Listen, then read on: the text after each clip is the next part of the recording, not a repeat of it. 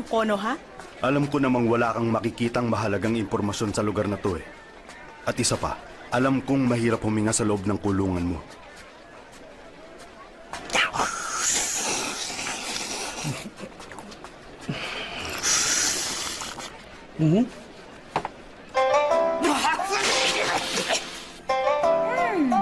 Ano kaya pipiliin ko sa mga to?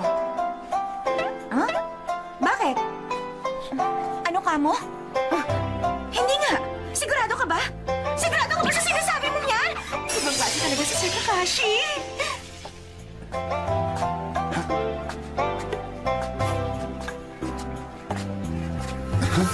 Si Sir Kakashi.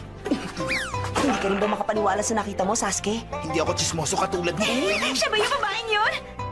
Oo nga. Naalala niyo ba yung nakita nating espiya na kasama ng mga Anbu? Oo, yung magandang babae. Bakit kaya sila magkasama ni Sir Kakashi? Uy, teka!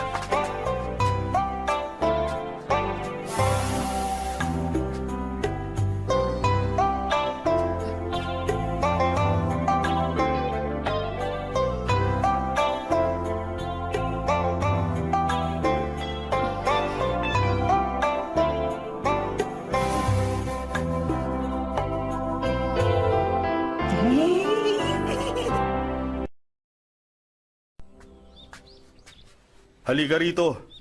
Huwag kang mag-alala, wala akong balak na alamin ang nakaraan mo. Gusto lang nilang samahan kita para hindi ka mag-isa. Pagkatapos ng araw na to, tapos na rin ang misyon ko. Ano nang mangyayari sa akin? Nako, hindi ko alam. Nakakamangha, kamukha ni Naruto yung isang ulap. At yung nasa tabi naman niya, kamukha ni Sasuke.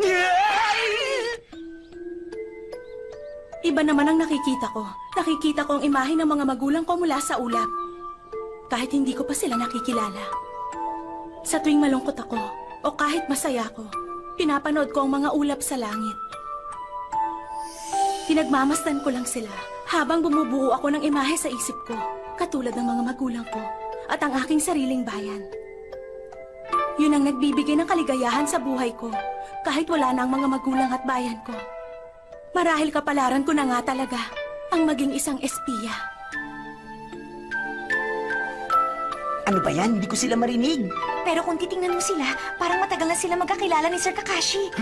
Kalokohan yung dalawa. Ano kaya kung mas lumapit pa tayo sa kanila?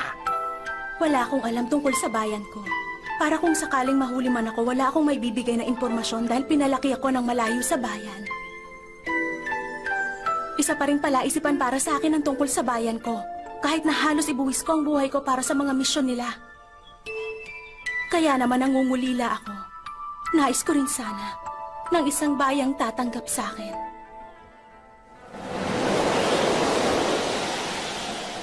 Bakit ngayon mo lang yan sinasabi sa akin? Niwala nga silang mapiga na kahit ano mula sa'yo. Dahil yon, sa mga bagay na natutunan ko mula sa'yo. At naramdaman ko na magkikita tayong muli. Tama, ikaw nga yung batang yon.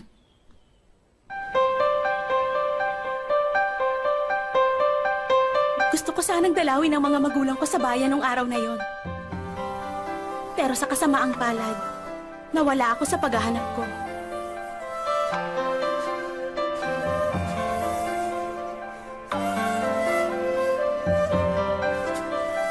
Ikaw ang nagsabi sa akin noon na sa tuwing malulungkot ako, pagmasdan ko lang ang mga ulap.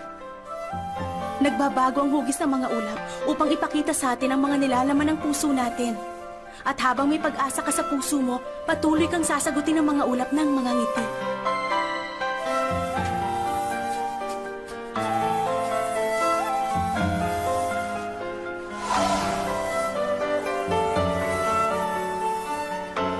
Palagi kong hinahanap ang imahe mo sa mga ulap tuwing nalulungkot ako.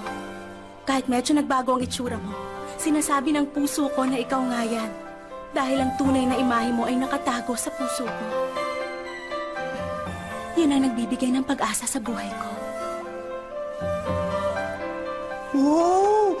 Grabe, kinikilig ako sa mga binitiwan niyang salita. Hoy, Naruto, baka mahulog tayo rito.